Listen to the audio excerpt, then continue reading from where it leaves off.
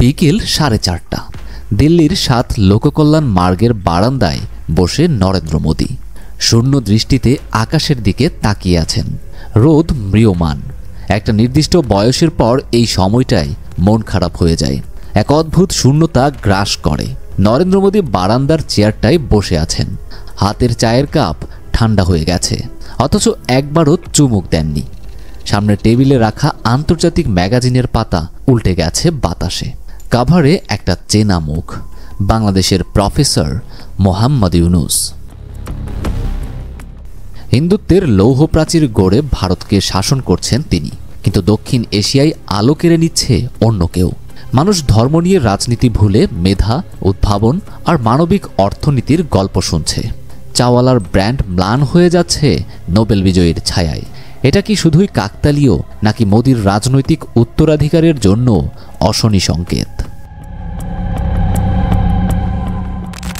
মোদি জানেন তার প্রধানমন্ত্রী হয়ে ওঠার গল্পটা যতটা না মেধার, তার চেয়েও বেশি কৌশলের। ধর্মের রাজনীতি, জাতপাতের খেলা, মিডিয়া ম্যানিপুলেশন, এসবের সমন্বয়ে তিনি ভারত শাসন করছেন। গুজরাট দাঙ্গার ইতিহাস ভুলিয়ে রেখে হিন্দুত্বের স্লোগান তুলে এক সাধারণ চাওয়ালাকে জনতার নায়ক বানানো হয়েছিল। অন্যদিকে ইউনুস কখনোই ধর্ম বা জাতপাতের ভিত্তিতে সমাজকে ভাগ করেননি, বরং তিনি বিশ্বাস করেন অর্থনৈতিক সমৃদ্ধিই পারে সমাজের কাঠামোকে বদলে দিতে। তার ক্ষুদ্র ঋণ মডেল হিন্দু মুসলিম বর্ণজাতি নির্বিশেষে সবার জন্য সমানভাবে কাজ করছে। তিনি দেখিয়েছেন সত্যিকারের উন্নয়ন কেবল ধর্মের নামে বিভেদ সৃষ্টি করে নয়, বরং নিচুতলার মানুষদের ক্ষমতায়িত করেই সম্ভব। দক্ষিণ এশিয়ার নেতৃত্ব নিয়ে বিশ্বে একটা অলিখিত প্রতিযোগিতা চলছে। এতদিন ভারত ছিল এই অঞ্চলের নিরঙ্কুশ পরাশক, কিন্তু সাম্প্রতিক সময়ে বাংলাদেশের অর্থনৈতিক প্রবৃদ্ধি, সামাজিক উন্নয়ন ও মানব সম্পদ ব্যবস্থাপনায় চমকপ্রদ সাফল্য দেখিয়েছে। আর এর পেছনে যাদের চিন্তাভাবনা অনুপ্রেরণা জুগিয়েছে তাদের মধ্যে অন্যতম ডক্টর ইউনুস।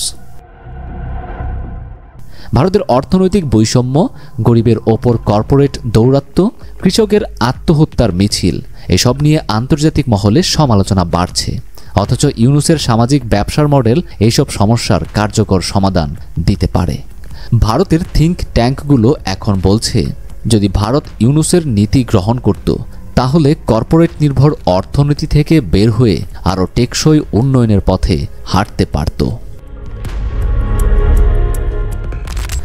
ভারতের সবচেয়ে প্রভাবশালী কর্পোরেট পরিবার আম্বানি।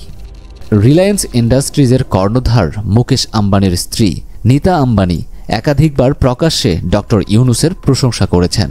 কয়েক বছর আগে এক সোশ্যাল মিডিয়া পোস্টে তিনি লিখেছেন, ডক্টর ইউনুস আমাদের দেখিয়েছেন কিভাবে ব্যবসা হতে পারে মানুষের জন্য, শুধুমাত্র মুনাফার জন্য নয়। এমনকি রিলায়েন্স ফাউন্ডেশনও ক্ষুদ্র ঋণ প্রকল্পের মতো কিছু উদ্যোগে ইউনুসের মডেলকে অনুসরণ করেছে। মোদির পৃষ্ঠপোষক আম্বানিরাও যদি ইউনুসের আদর্শে আকৃষ্ট হয়, তবে বুঝতে হবে পরিবর্তনের ছায়া ভারতীয় অর্থনীতিতেও পড়েছে। বাংলাদেশে ইউনুস যখন তত্ত্বাবধায়ক সরকারের প্রধান হলেন, তখন মোদির নিয়ন্ত্রিত মিডিয়া তাকে ভিলেন বানাতে ব্যস্ত হয়ে পড়ে। বলা হলো তিনি পশ্চিমা শক্তির হাতে পুতুল, বাংলাদেশের সার্বভৌমত্বের জন্য হুমকি। কিন্তু এসব অপপ্রচার কাজে আসেনি, বরং দক্ষিণ এশিয়ার আঞ্চলিক কূটনীতিতে ইউনুস হয়ে উঠেছেন কেন্দ্রীয় চরিত্র।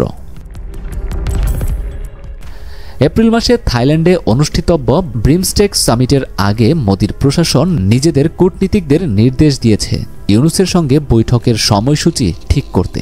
ভারতের পররাষ্ট্র বিশেষজ্ঞরা মন্তব্য করেছেন, বাংলাদেশে ইউনুসের জনপ্রিয়তা যাই হোক, আন্তর্জাতিক মহলে তিনি গুরুত্বপূর্ণ ব্যক্তি।